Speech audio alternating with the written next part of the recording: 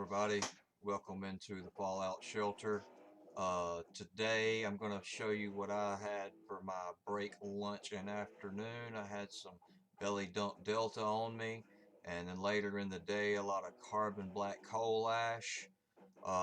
And while you're watching what my day was like, I'm going to read to you the National Aeronautics and Space Administration grades K through 12 contrails lesson from NASA. You can see it scrolling in the bottom right hand corner of the screen. This is their information on condensation trails. Through demonstration, students will learn about properties and changes of properties of matter as they witness firsthand how contrails are formed. This is shown by combining water vapor and soot from an extinguished match within a glass flask and then adjusting the internal air pressure to form a cloud. Yes, water vapor and soot from an extinguished match, coal ash, carbon black, black hydrocarbon added. Learn how condensation nuclei and water vapor combine to create contrails. Contrails or chemtrails cannot form without a condensation nuclei. They are absolutely chemically induced condensation trails. Chemtrails, it's all just wordplay. Contrails are a type of ice cloud formed by aircraft as water vapor condenses around small dust particles, which provide the vapor with sufficient energy to freeze. The water vapor is already in the air surrounding the aircraft, while the dust or condensation nuclei is comprised primarily of soot particles produced during the combustion process.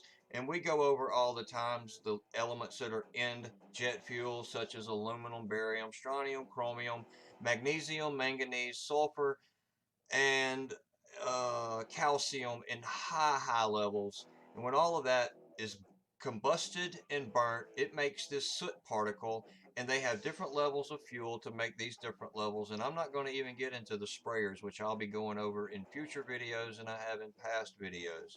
And all the links for every patent is there, and the science for it is there as well. Uh, Skip the history of it. We all pretty much know the history. We know there are different families of contrails. The primary difference is the amount of time the contrail remains visible, and they give you the reasons for all three. Persistent, non-spreading contrails are presented as long white lines that remain visible long after the airplane has passed. The prerequisite for this type is of contrail is a wet, humid atmosphere with a large amount of water vapor nuclei available to form the contrail. A lot of soot available to form the contrail. Due to the additional moisture, the ice takes much longer to sublimate, allowing the contrail to remain visible for up to an hour after the aircraft has passed. And you come down to persistent spreading contrails are formed in an identical way to the non-spreading variety. However, the spreading occurs due to the air mass being unstable or turbulent. Maybe that would show why there's always military aircraft flying through the long white line contrails. That makes them spread when they fly through them at a turbulent rate. Wingtip vortices, I know what those are, and they are just, they're not actually crazy. I've seen them off of race cars on really cold nights. So I'm just going to skip that right now. How do contrails differ from other types of clouds?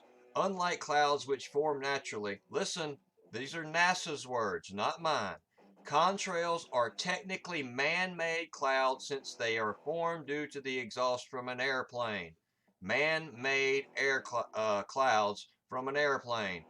Also, contrails are nearly always made of ice crystals. Went over a patent yesterday how they actually use nitrogen to cryogenically freeze the exhaust and the particles as they come out to get a different result in the chemically induced condensation trail. Finally, they can only form at very high altitudes where the air is extremely cold, whereas natural clouds can form anywhere from very close to the ground to very high altitudes. How and where can we see contrails? Well, I'm going to not use NASA's words on this. I'm going to use mine. Anywhere, just look up on any given day. Look up anywhere on any given day. And if you can still see the sky and it's not gray, then you'll see a contrail. They have a little demonstration here of creating a contrail where in the flask they put a little bit of water, they turn it into a vapor, then they put the match down into the flask, and then they change the pressure and they create the cloud. I'll leave the link to this. Go check it out. It's really interesting. Now, NASA's discussion points. What are the two components required for a contrail to form? Water vapor molecules and condensation nuclei such as dust, smoke, or dirt must join in order to form a contrail. You have to have something up there as a condensation nuclei. If no condensation nuclei are present, what happens to the water? Nothing. The water remains vaporized until another particle required for cloud formation becomes present. Nothing. Why can you see the clouds or contrails created by a jet on a clear day?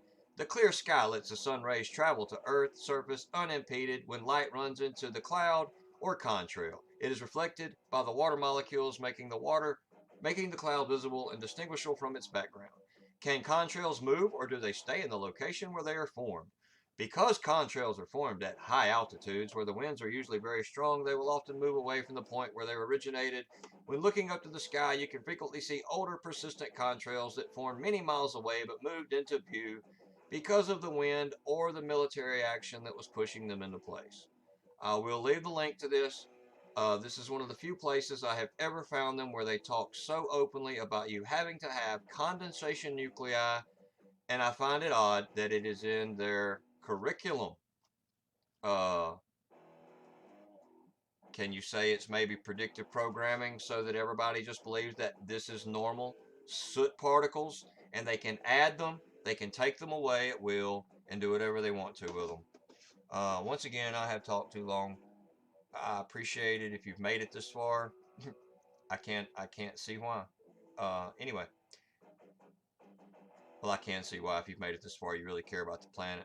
If you've made it this far and you've not made it this far in a video before, maybe you're starting to care about the planet. So check everything out. I love you all. God bless you all.